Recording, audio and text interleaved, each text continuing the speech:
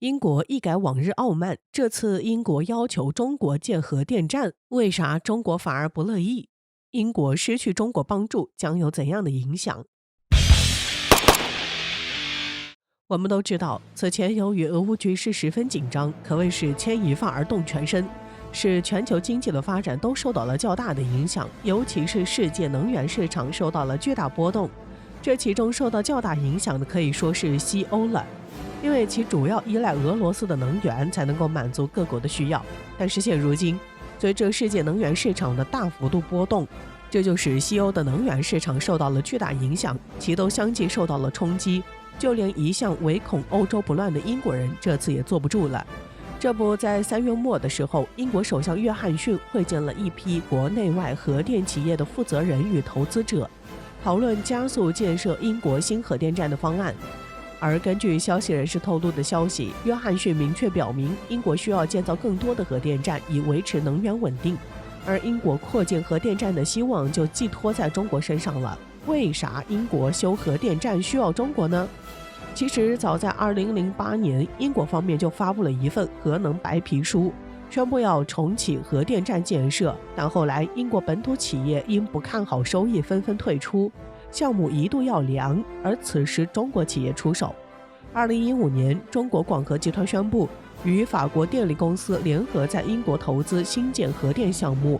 项目由中国企业牵头。为了通过英国监管部门的审核，中方拿出了华龙1号设计方案。华龙1号是中国自主研发的第3代压水堆核电，放眼全球都具备顶尖的技术水平，由此可见中方的诚意十足。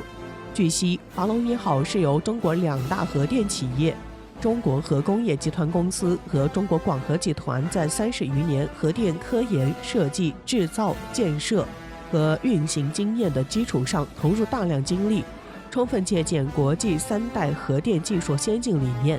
吸取福岛核事故经验反馈，采用国际最高安全标准研发设计的3代核电技术。中国研发的先进100万千瓦级压水堆核电技术是具有完全自主知识产权的3代压水堆核电创新成果，是中国自主创新、集成创新和机制创新的成果，是中国核电走向世界的国家名片，也是中国核电创新发展的重大标志性成果。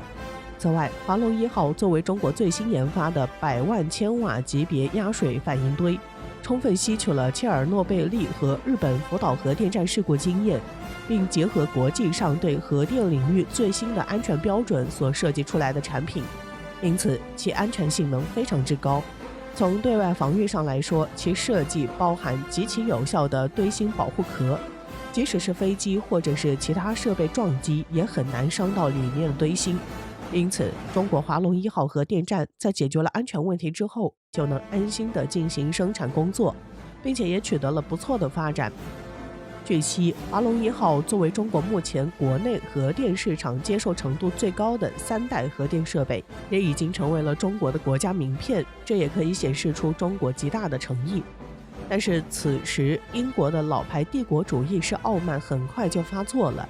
在2017年的时候，英国宣布要对华龙1号的建造进行审查，直到今年2月份，最后阶段的审查才完成。但审查通过了，不代表英国人就要你来建核电站。在审查期间，不断有英国政客与团体抗议中国在英国建造核电站，导致近年来中国核电企业在英国屡受排挤，而且不少英国反华议员也多次推动立法，要把中国企业排除英国核电项目。随后，英国便开始计划让中国退出华龙1号核电站项目。在2020年的时候，英国政府在之前提出了一个要求，那就是要在原本既定的协议上增加一些条例，而这些条例无一例外都是在针对中国，其中就包括英国想让中国减少对该项目的持股量。一旦中国真的同意了英国的条令，那么就意味着中国在该项目上将会失去话语权。很显然，从这里我们可以看出，英国这是故意针对中国，因为中国已经快将此核电站项目完成了，就突然不想给钱了，还想让中国继续干完，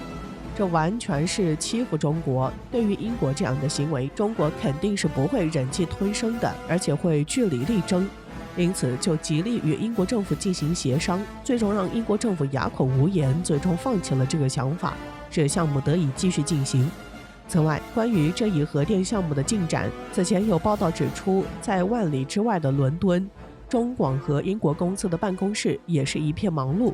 英国核能监管办公室和英国环境署已正式发函，同意华龙1号核电站在英国的通用设计审查进入第2阶段。中国华龙1号核电站朝着在英国正式开工建设的目标又迈出了重要一步。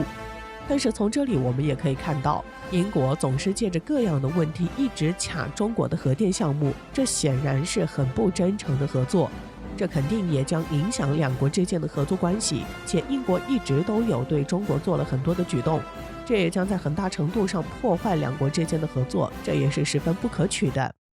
然而在俄乌冲突爆发后，随着国际市场能源价格飙升，英国顿时面临着极大的能源危机，而美国人可无法解决英国的危机，在这种情况下，核电就被赋予厚望。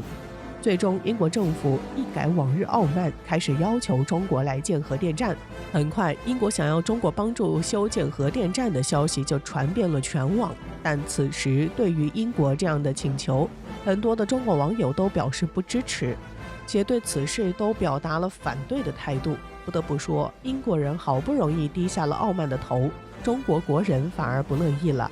值得一提的是，有专家就对此次分析称，对英国这样的五眼联盟国家进行实体投资，中国需要格外留意，